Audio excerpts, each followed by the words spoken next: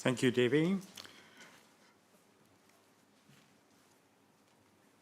The environmental scan provides the backdrop against which a long-term plan is being developed, and while highlighting the social, economic, and to a lesser extent environmental issues, trends, opportunities and weaknesses of the Gore District, it stops short of providing solutions or advice based on the observations it makes.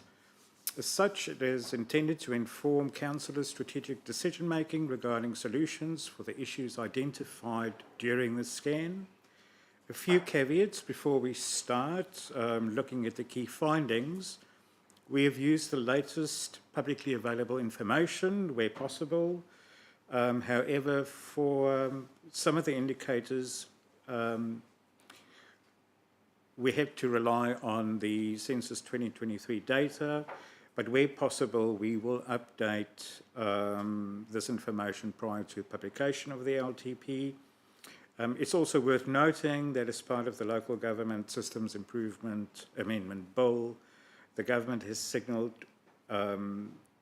recently that they will be implementing an enhanced performance measurement framework for councils, and some of the indicators touched on today will be used going forward as a benchmark to track performance against.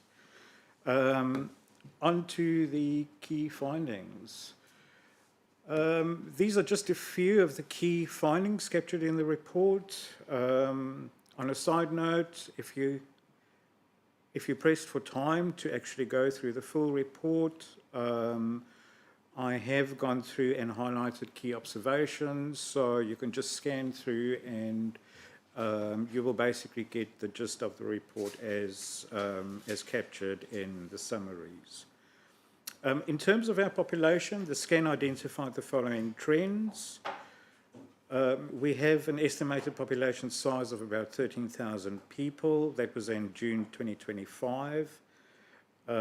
Population growth of 2.5% between 2018 and 2023, compared to 6.3% and 10.8% for the rest of New Zealand between 2013 and 2018. So we definitely had a lower population growth, and this probably partly explains why our GDP has been expanding at a slower pace than elsewhere in New Zealand.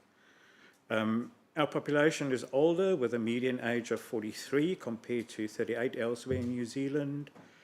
Our population is also getting older, faster than the rest of New Zealand, with 21% of people aged 65 and above. Compared to the rest of New Zealand, a large proportion of our population, almost 87%, identify as European, with a growing proportion of the population, currently about 15%, identifying as Maori. But it's important to note that the Maori population is markedly younger, with a median age of 25 years. In terms of civic engagement, we have a very engaged community, the 12th highest in New Zealand, with about 55% participating in the 2025 local government elections. A scan of the district's economic landscape showed that the district is heavily dependent on agriculture, accounting for about a quarter of our GDP and almost a third of local businesses. While international investment has boosted the fortunes of the sector with the sale of a portion of the Alliance Group to Dawn Meats and Fonterra's global consumer brand to Lactalis, of concern is the potential hollowing out of the local economy. In 2025, the district's GDP growth outperformed the rest of New Zealand for the first time in more than a decade. But having said that, the numbers are really low. We grew at 1% compared to 0.5% nationally. I suppose the growth gap, or the traditional growth gap over the past decade, is also evidenced by the growing gap in median household incomes of Gore residents compared to the rest of New Zealand, coming to about $22,000 in 2025. On the plus side, our unemployment rate is low, about 4%, but our need rate, young people not in employment, education or training, is slightly higher than elsewhere in New Zealand. I think it's 16.6% that we came out with.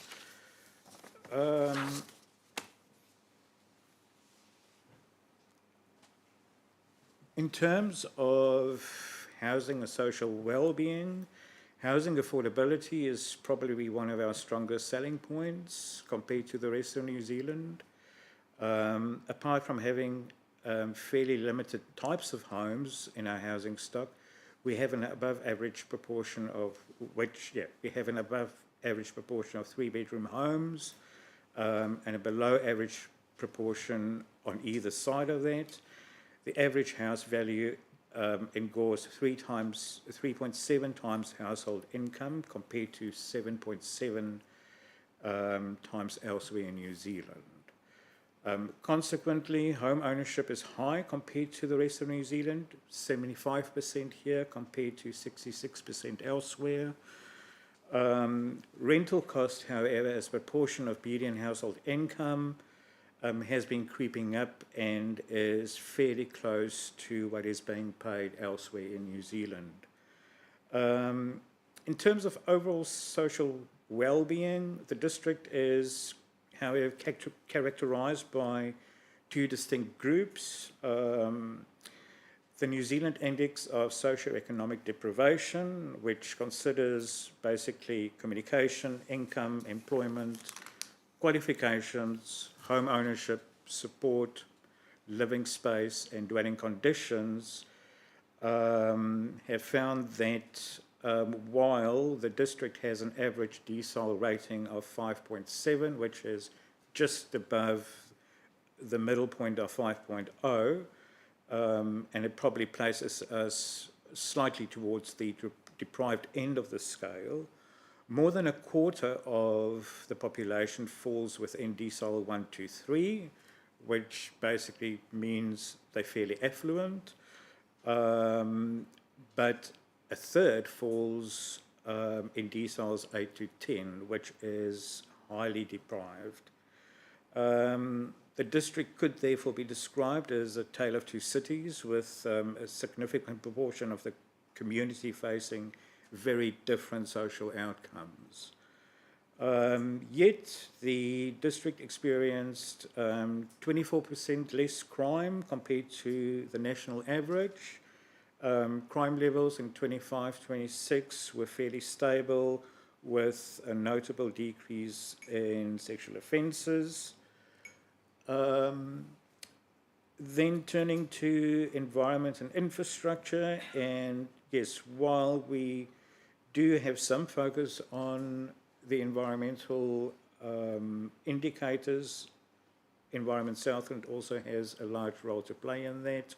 So basically, the scan identified two main concerns or main issues, which is a high priority and shouldn't be new to any of us in the room, is flood management and air quality, specific in some areas of the region.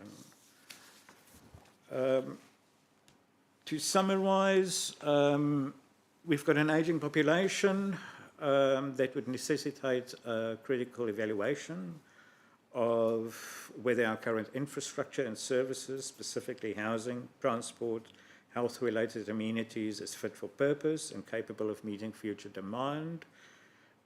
We've got an above-average rate of youth not in education, employment, or training. Strengthening support services for this cohort is essential to maintaining intergenerational balance and ensuring a vibrant long-term labour market. And ultimately, in terms of population growth, we predicted to have a fairly low overall growth that on the low growth scenario does raise the risk of depopulation in the long term. In terms of our economic performance, similar to the various, the different cohorts that or the two quite disparate cohorts in our community, we do have a two-speed economy characterized by a structural divergence between agriculture and manufacturing. Productivity in agriculture and incomes are far higher compared to manufacturing. Having said that, the agriculture sector remains a high growth engine bolstered by international investment and a recovering GDP. There's a widening gap between local and national median household incomes, as we've alluded to, suggesting an increase in social inequality and financial hardship going forward. Reflected in and this is also reflected in the central business district that has witnessed a sharp decrease in business density in the past year. I think it is the highest that we've seen since 2010, I think, is when the data started. In terms of infrastructure and fiscal sustainability, ratepayers face a significant infrastructure bow wave, particularly concerning the maintenance and renewal of water services. Managing this within the constraints of a relatively small population, many of whom are on fixed incomes, represents a substantial fiscal hurdle. The capping of rates will limit the council's ability to fund the revitalisation of essential services, and this fiscal environment will inevitably lead to a shift towards higher user pay tariffs and a reduction in free public services. And basically that in a nutshell is the environmental scan. There's far more detailed information in the report. We've tried to keep it as user-friendly as possible, given all of the data. Yep, good luck.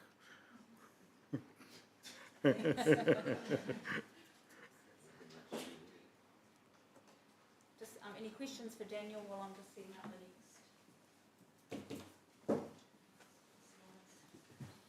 Any questions?